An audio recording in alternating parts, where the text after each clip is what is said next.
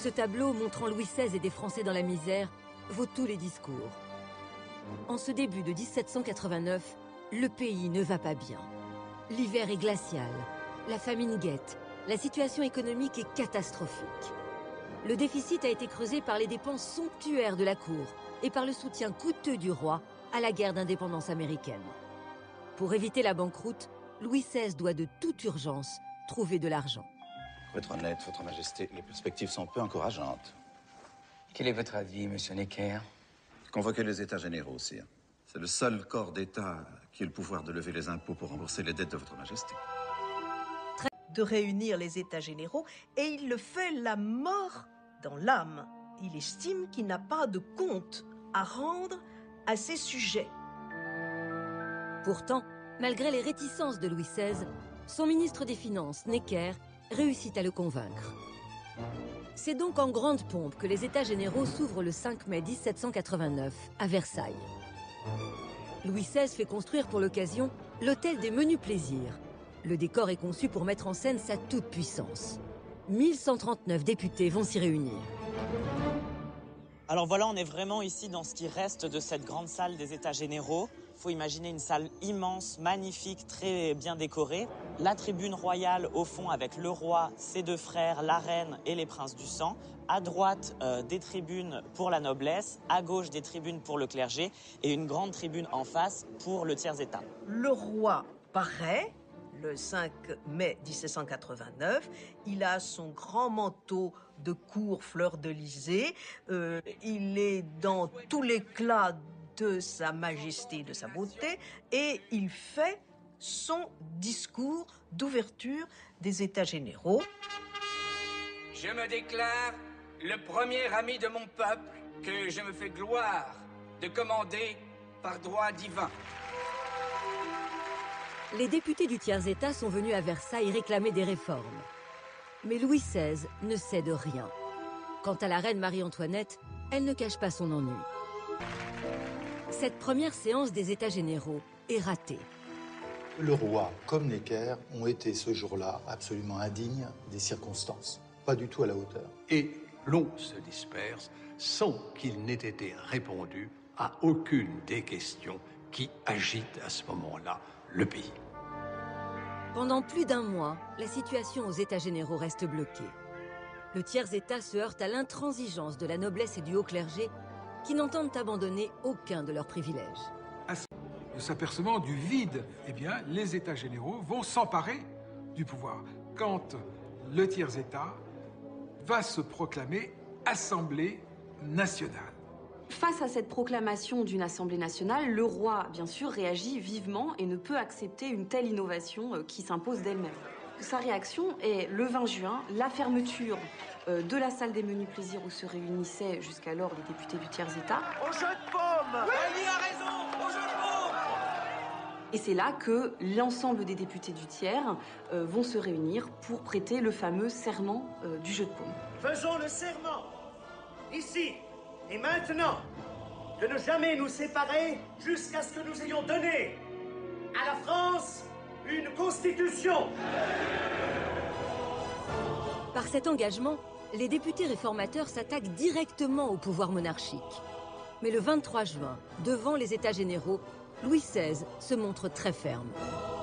Je déclare nul, illégal et inconstitutionnel les décisions de la prétendue Assemblée nationale. Je vous ordonne de vous disperser sur le champ. Docilement, la noblesse et le clergé quittent la salle à la suite de Louis XVI. Mais les députés du tiers-état restent sur place et défient le pouvoir royal. Vous avez tous entendu le roi. Vous donnez l'ordre de vous disperser.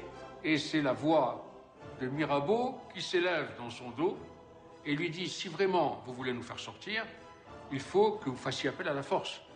Parce que nous ne sortirons, c'est la phrase extrêmement connue, que par la force des baïonnettes. Allez dire à ceux qui vous envoient que nous sommes ici par la volonté du peuple. Et nous n'en sortirons que par la force des baïonnettes. Ils veulent rester. Oui, sire. Eh bien, foutre qu'ils restent.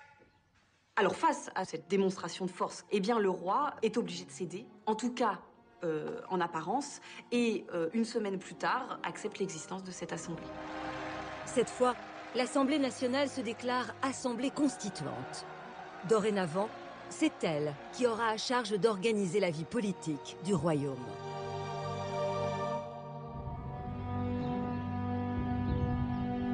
Nous arrivons au début du mois de juillet 1789. En apparence, je dis bien en apparence, la révolution est accomplie. Ici, à Versailles, l'Assemblée nationale a remplacé l'autorité arbitraire du roi. On prépare même une constitution. Le roi semble conciliant. Toutes les conditions paraissent réunies pour que la situation débouche sur une monarchie constitutionnelle moderne à l'anglaise. Hélas, personne ne joue franc jeu dans cette histoire. Le roi a paru céder, mais ce n'est qu'une attitude de façade. Son entourage, et particulièrement son frère, le comte d'Artois, le presse de faire usage de la force, ce qu'il refusera toujours de faire. Quant au peuple de Paris, il est sur ses gardes parce qu'il redoute ce qu'il appelle le complot des aristocrates. Certains, les plus radicaux, rêvent d'en découdre. Et tout, brusquement, va dégénérer.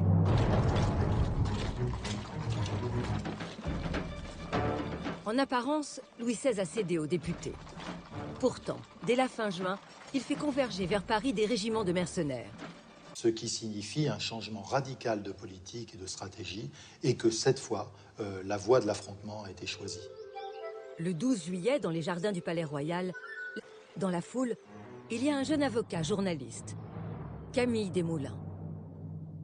La foule a commencé à murmurer, et Camille Desmoulins était dans cette foule, et il n'était sûrement pas le dernier à le faire. Les gens qui l'entouraient ont entendu ce qu'il disait, et ils l'ont poussé vers une table qui se trouvait devant le café de Foix. Il monte sur une table, il brandit un pistolet, et il dit « aux armes ». On prépare une Saint-Barthélemy des patriotes. Ce soir même, les bataillons suisses et allemands sortiront du champ de Mars pour nous égorger. 14 juillet, 9h du matin. Des coups de feu claquent dans Paris. Une foule importante se dirige vers le plus vaste dépôt d'armes de la capitale. Une foule évaluée, d'après les témoins, à environ 50 000 personnes, ce qui est quand même assez conséquent. Hein. Cette foule va se diriger vers l'hôtel des Invalides, où là sont entreposés entre 20 et 30 000 fusils. La foule des émeutiers renverse les grilles et investit l'hôtel des Invalides. Le problème, c'est qu'ils ont les fusils, mais ils n'ont pas la poudre. Et la poudre, où est-ce qu'elle est? Elle est à la Bastille. 14 juillet, 10h. Les émeutiers, armés de leurs fusils vides, abandonnent les Invalides pour se diriger vers la forteresse qui domine le faubourg Saint-Antoine, la prison de la Bastille.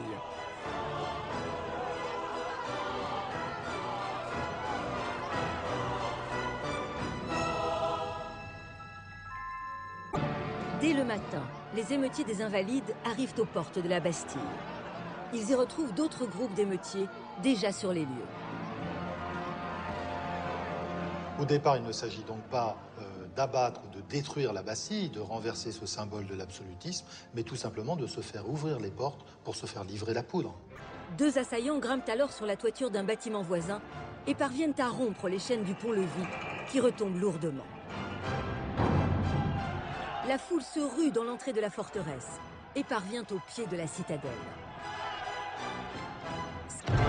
Arrive alors ce qui devait arriver. Ici et là, on commence à tirer. On ne sait pas exactement qui a commencé à tirer, soit depuis les tours, les soldats, soit depuis la rue, les émeutiers. En plusieurs heures, la Bastille est alors soumise à un siège régulier. La situation est incertaine, les morts se comptent par dizaines. 15 heures, deux détachements de gardes françaises, ralliés aux émeutiers, se présentent devant la forteresse avec 5 canons. Le gouverneur, qui est déjà dans un état d'affolement indescriptible, lorsqu'il voit, parce qu'on voit tout ça très bien du haut des tours, hein, lorsqu'il voit les canons en batterie devant son pont-levis, alors là, pour lui, ça y est, c'est fini, les carottes sont cuites.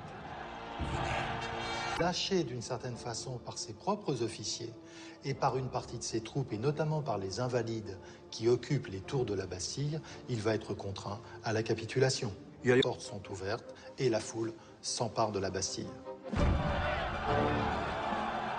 C'est une ruée indescriptible. C'est une ruée énorme. La Bastille est aussitôt investie par des centaines, puis bientôt par des milliers d'émeutiers. Et Louis XVI pendant ce temps. Et la cour. C'est peut-être difficile à croire, mais à Versailles, on vient tout juste d'apprendre la nouvelle. Car nous sommes au XVIIIe siècle, ne l'oublions pas. Et il n'y a alors ni téléphone, ni radio. Et Versailles est à environ 20 km de Paris. Ce n'est donc que dans la nuit du 14 au 15 juillet 1789 que Louis XVI, dans son lit, apprend que quelques heures auparavant, le peuple de Paris vient de prendre la Bastille. Bien. Les Parisiens ont pris la Bastille. C'est une révolte. Non, sire. C'est une révolution. Dès que la nouvelle se répand, la panique gagne la cour qui vient fébrilement au renseignement. Que va faire le roi? Va-t-il répondre à la violence par la violence? Le roi décide de ne pas suivre la proposition du comte d'Artois, qui est de marcher sur Paris. Il va donc, de ce fait, évidemment, admettre la Révolution. Le 17 juillet, le roi fait un pas de plus dans le sens de la réconciliation nationale et se rend en personne à Paris, à l'Hôtel de Ville. Ce faisant, Louis XVI reconnaît la nouvelle organisation, née des journées révolutionnaires de juillet. Donc Jean-Sylvain Bailly, qui était le président de l'Assemblée nationale et qui a été élu maire de Paris 2 jours auparavant, accueille le roi Louis XVI en bas du perron de l'Hôtel de Ville. Contrairement à la tradition, il le reçoit sans mettre un genou en terre et il lui offre la cocarde tricolore. Tricolore, c'est-à-dire les deux couleurs de la ville de Paris, le bleu et le rouge, associés au blanc de la monarchie, et il la remet au roi, qui l'épingle à son chapeau. Vive le roi!